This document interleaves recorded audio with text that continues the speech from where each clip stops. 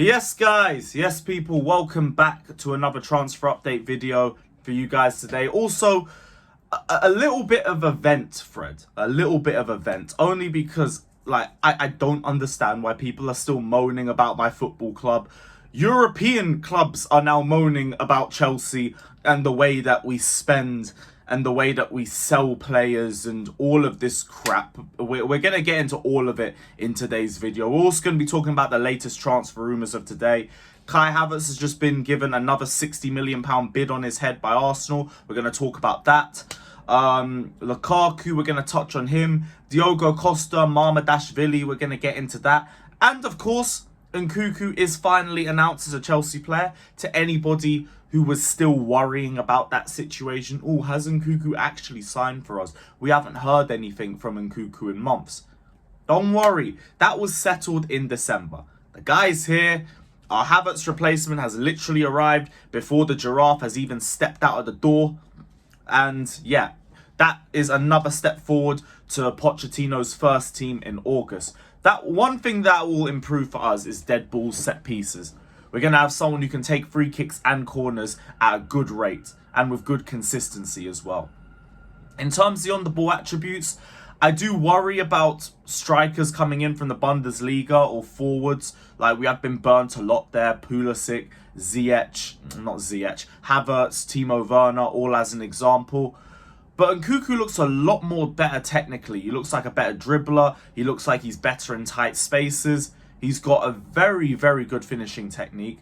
So I hope things will be a bit more different for him. I'm going to give him time. A lot of people try and act like, oh, you just abuse players. You're going to go after Nkunku next if he doesn't perform. No, you dickheads. Just because I'm not backing your favourite players that you lot want to suck off every other week doesn't mean that I'm just going to be harsh towards everybody. Nkunku's going to be here for the first season. He might need time to adapt because he is going to have a lot less space to deal with and a lot less time in the Premier League as compared to the Bundesliga.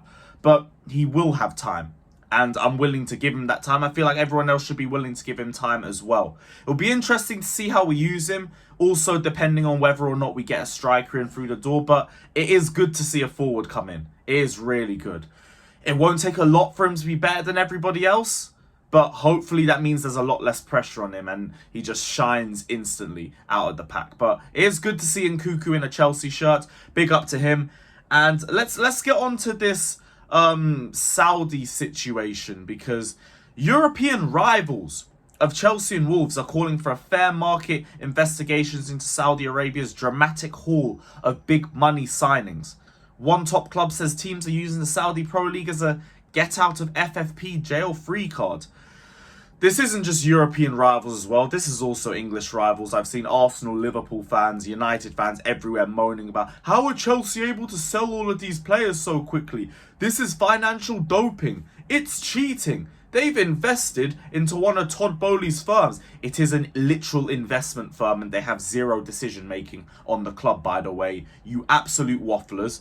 But seriously, for a team that nobody cares about, for a team that is back where they should be in 12th place, rivals don't half bitch and moan about us every other week. It's ridiculous. You don't sell players, then they moan that we're buying too much. Then you sell players, and then they're moaning that we're doing it too easily. Like, these guys are like, you know when you're in a relationship and your woman is just nitpicking everything to just get annoyed at. This is it. Right here.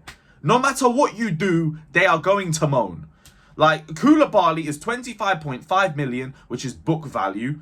Mendy is apparently 18 million, which is literally profit. Ziyech is about 20 million, which is £6 million profit on the FFP books, by the way. Why are we acting like crazy money's been spent? Why are we acting like money's just being funneled into Chelsea just out of nowhere and they're getting nothing back? They're not even getting dead ballers back. We're acting like it's being spent on nobodies. Mendy was one of the best goalkeepers in the world 18 months ago. PSG literally wanted Ziyech 6 months ago. Koulibaly was one of the best centre-backs in Italy a year ago.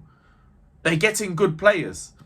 If we were really moving dodgy with this situation, Kante would be re-signed so we could sell him off to Saudi and actually get something for him.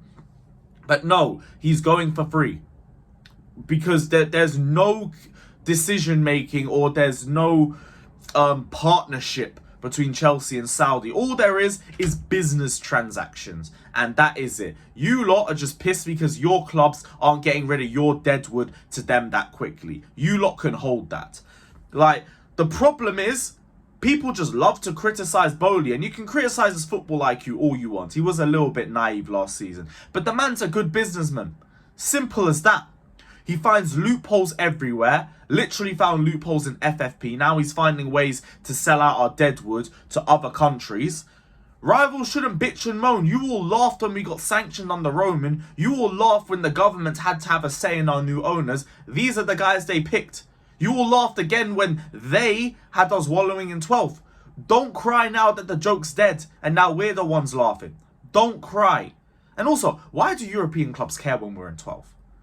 So someone figured that one out to me. I don't get it. English clubs, by the way, they're all hypocrites because Bernardo Silva is linked to Saudi.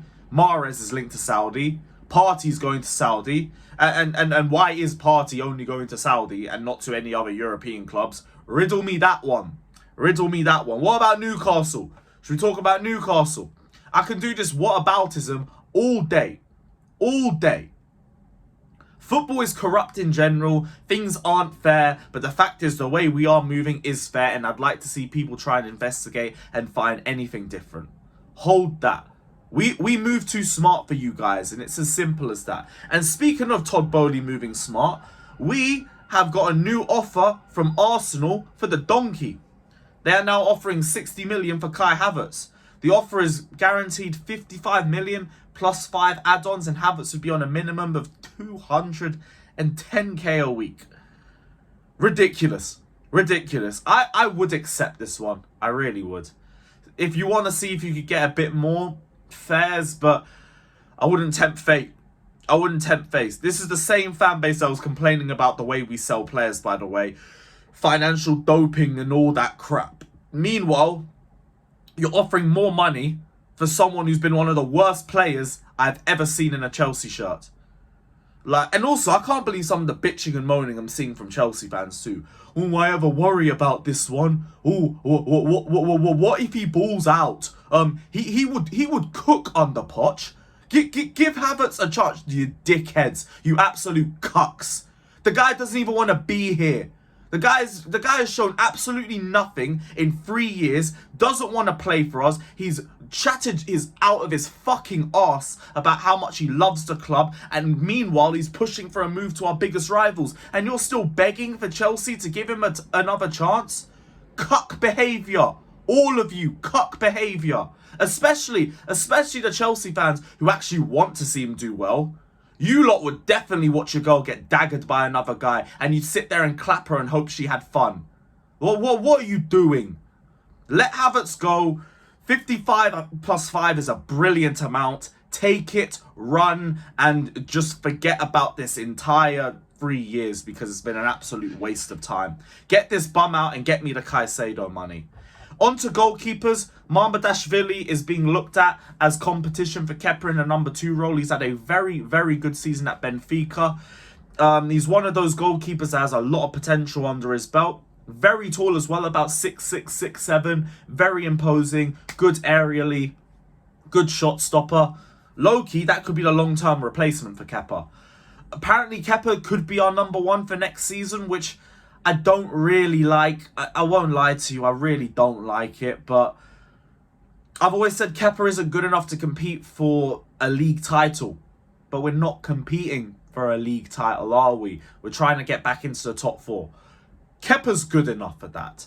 And if you sort out the rest of the squad, Kepa has minimal pressure to deal with.